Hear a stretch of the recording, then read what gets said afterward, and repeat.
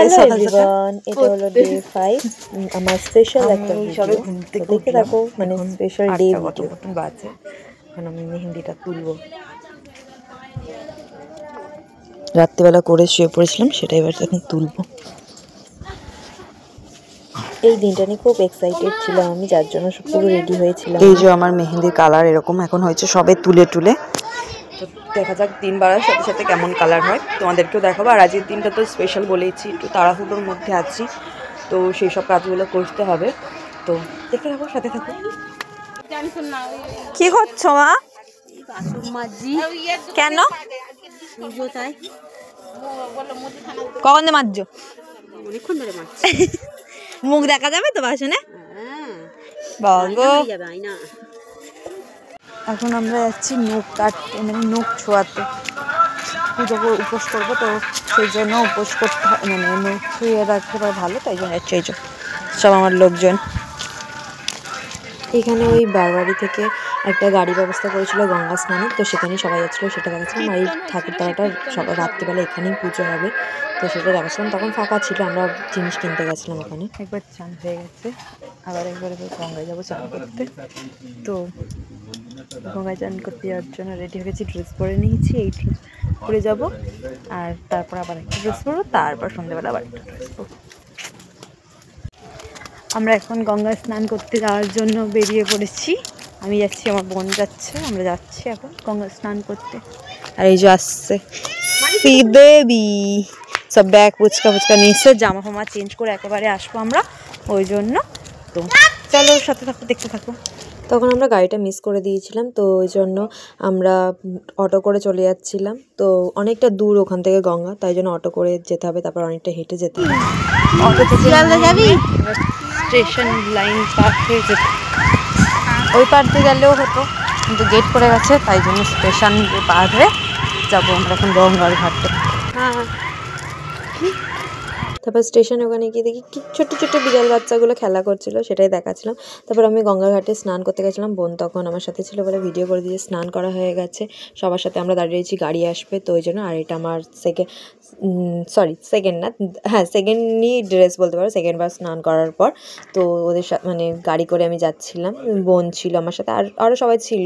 যে ফলের বাটা, তো এখানে বাটা দেখাচ্ছিলাম। আর এই যে এখানে বাতাসা, আর এই যে লজেন্স, এগুলো ছড়ানো হবে। তুমি গেছিলে কিনতে এগুলো? হ্যাঁ, আমি আর আমার মা। এই যে দিমা গেছিল আর মা গেছিল কিনতে, এগুলো সব কিনে নিয়ে এসছে।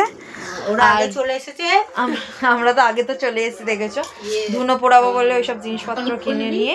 তো এখন যাচ্ছি ফলের বাটা দিতে পুজোর ওখানে।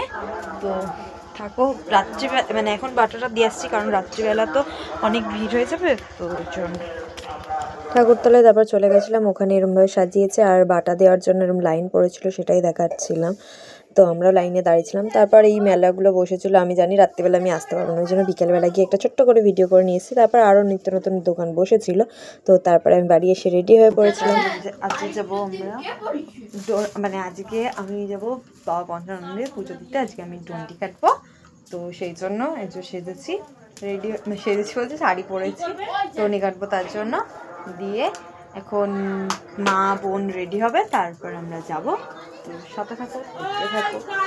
তারপর আমি ডন্ডি কাটতে শুরু করে দিয়েছিলাম। তো বোনের কাছে ফোন ছিল, বোন ছোট যথারীতি যা যেটুকুনি পেরেছে ও ভিডিও করেছে ওর মতন করে, তো সেই ক্লিপ আমার কাছে নেই।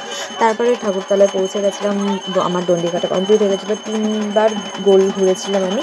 দিয়ে তারপরে আবার চলে গেছিলাম যেখানে ধুনো পোড়ানো হবে, ওখানে সবাই বসেছিল, আমিও বসেছিলাম মার সাথে।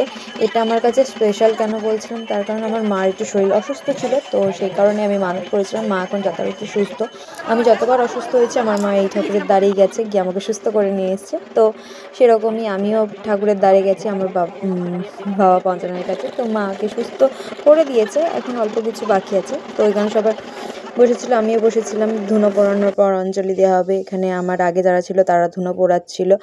তো আমি তো এত পারবো না শুয়ে উল্টো হয়ে সোজা হয়ে, তো আমি শুধু বলেছিলাম যে আমি একভাবেই করবো, ধুনো পোড়াবো। তো আমার দাদা এসেছিলো, তো দাদা এসে, বাবাও এসেছিলো কিন্তু বাবা ওখানে ছিল না, মেসোদের সাথে ছিল দাঁড়িয়ে। আর ওখানে অত লোকের ভিড়ে বাবাও আসতে পারতো না, কিছু করতে পারতো না বলে, তাই দাদা এসেছিলো। দাদা এসে ওগুলো জ্বালিয়ে দিচ্ছিলো, দিদমা ছিল পাশে বসে। তো আমার প্রথমবার বলে আমার একটু ভয় লাগছিলো, কিন্তু বাবার নাম করে সব ঠিক হয়ে গেছিলো। দাদা ঠিকঠাকভাবেই করে দিয়েছিল। এখানে দাদা রেডি করছিল আগুন ধরিয়ে, তারপর আমার হাতে দেবে, মাথায় দেবে। আর আমার মা পাশ থেকে ওটা ধরে রেখে দিয়েছিল যাতে আমার মাথা হেলাতে না পড়ে যায়, সেই কারণে। তো মা ওটা ধরে দিয়েছিল। তারপরে যেই মানে ধুনো পোড়ানো হয়ে গেছে, তখন আমার মা বলছে যে কই তোর দেখি মুখটা, মানে আমি ভয় পেয়েছি কিনা সেইটার জন্য। কোনো রকম ভয় হয়নি, মানে কোনো রকম কোনো কিছুই হয়নি। আমার পুজোটা ভালোভাবে সুস্থভাবে সম্পন্ন হয়ে গেছে, কোনো কিচ্ছু হয়নি। এমনকি আমি ডন্ডি কাটতে কাটতে গেছি সারা রাস্তা, আমার মানে রাস্তা একটু অবস্থা খারাপও ছিল, যে খোয়াতে লেগে কেটে যাওয়া, ছড়ে যাওয়া, সেরকম কিচ্ছু হয়নি।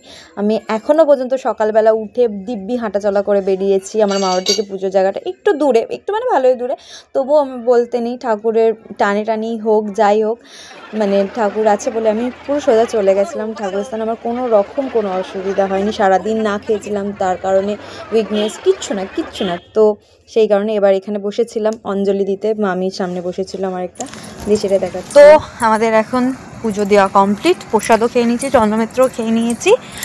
এখন সামথিং ওই 11টা বাজে। তো আমি আর আমার মা এখন ওই ব্যাগ দেখো, সব পুজোর সরঞ্জাম নিয়ে এই যে যাচ্ছি।